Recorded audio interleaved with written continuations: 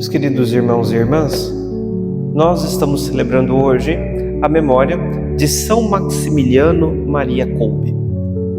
São Maximiliano, nome de nascimento, de batismo, chamado Raimundo, quando era criança, era uma criança bastante levada nos termos que nós usamos hoje. Fazia bastante estripulia, gostava de ficar horas e horas e horas brincando e talvez não fosse o filho mais obediente aos seus pais. Sua mãe, sempre muito preocupada com isso, chamava a atenção: olha, tem que cumprir o horário, tem que chegar em casa na hora que eu peço para chegar, e assim por diante. Até que certa vez, ele brincando com seus amigos na rua, na Polônia, onde ele nasceu, ficou muito além daquilo que havia sido combinado com a sua mãe. E quando chegou em casa, a mãe, com aquele cuidado próprio dos pais, disse de forma bastante seca e bastante dura as seguintes palavras para ele: meu filho, de novo chegaste fora do horário. O que vai ser de ti? Ponto. Não disse mais nada, só essa frase. E foi suficiente para que aquela criança, por volta dos 10 anos de idade, começasse a chorar e chorar muito. É natural, um filho que estava decepcionando a mãe. E na casa deles, não era uma casa muito rica, pelo contrário, eram pessoas que passavam bastante dificuldades financeiras, mas que tinham muita fé. Havia uma espécie de altarzinho, um oratório, como nós temos aqui nas nossas casas, um oratório com uma imagem da Virgem. E ele foi diante desta imagem, depois de ouvir essas palavras de sua mãe, e começou a chorar, e no seu coração ele repetia somente aquelas palavras que a mãe havia dito para ele: o que vai ser de mim? O que vai ser de mim? Chorou tanto que foi para a igreja continuar a chorar. E na igreja continuou chorando, diante da imagem da Virgem, repetia essas mesmas palavras. Chegando em casa, continuou chorando, e a mãe ficou preocupada, porque a criança não parava de chorar. Chorava, e nada. Então a mãe foi e perguntou: meu filho, mas o que está acontecendo? O que está acontecendo com você? Por que tanto choras? E ele disse: mãe, fiquei pensando nessas palavras e diante de Nossa Senhora repetia elas. Então a Virgem Maria apareceu até mim e ela veio com 2 coroas, uma em cada mão. Uma das mãos carregava uma coroa branca que significava a pureza, e na outra mão uma coroa vermelha que significava o martírio, perguntando qual das 2 eu queria, e eu disse que queria as 2. Depois a Virgem desapareceu. Coisa de criança. Os pais naturalmente não devem ter levado muito em consideração. Fato é que mais alguns anos ele entrou no seminário dos freis franciscanos conventuais e fez os seus estudos, se ordenou padre, celebrou sua primeira missa, foi mandado a Roma para estudar, fazer mestrado e doutorado em teologia. Depois começou como uma vida de missionário a andar por vários países, esteve até mesmo no Japão, na cidade de Nagasaki, antes da guerra, como missionário evangelizando as pessoas. E por onde passava, ele cultivava no coração das pessoas um grande amor a Nossa Senhora. Fundou a Milícia da Imaculada. Foi um instrumento que serviu para a conversão de muitas pessoas. Publicações que ele fazia em revistas, para diversos públicos, então uma revista para os padres, uma revista para os leigos, uma revista para as crianças e tal, onde trazia várias e várias histórias, vários e vários fatos da fé, e as pessoas iam se convertendo, até que ele voltou à Polônia, num lugar onde ele mesmo havia ajudado a fundar a cidade de Maria, e lá, na época que ele estava, a Segunda Guerra Mundial acontecendo, ele foi preso e levado para o campo de concentração. São Maximiliano, no campo de concentração, juntamente com outros 10 sacerdotes, 10 franciscanos, passado um tempo foi liberado.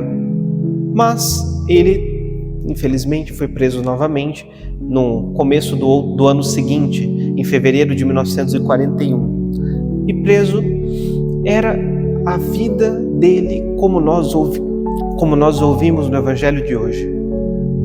Perdoar. Era impressionante. Ele tinha todos os motivos para não obedecer os guardas, para não fazer aquilo que mandassem, mas era o mais obediente dos prisioneiros. Tudo quanto os guardas mandavam fazer, ele fazia. Passava por todas as humilhações, todas, sem se revoltar, sem se queixar, sem falar mal de ninguém. Procurava sempre tomar o último lugar na fila da comida, até mesmo na enfermaria. Era o último da fila, mesmo sofrendo de uma grave crise de tuberculose, porque pensava sempre no próximo, sempre no outro, sempre naquele que mais precisava, embora ele precisasse muito. Ajudava todos os seus companheiros, até que numa bela noite, um companheiro de sua cela conseguiu fugir. Escapou do campo de concentração de Auschwitz e foi embora. No outro dia de manhã, quando passaram a contagem, viram que faltava um, e aí, como forma de disciplina, 10 morreriam para dar exemplo àqueles que ficaram, que não se poderia fugir e não se poderia desobedecer às ordens dos soldados. Os 10 foram escolhidos por sorteio, e um deles era um general.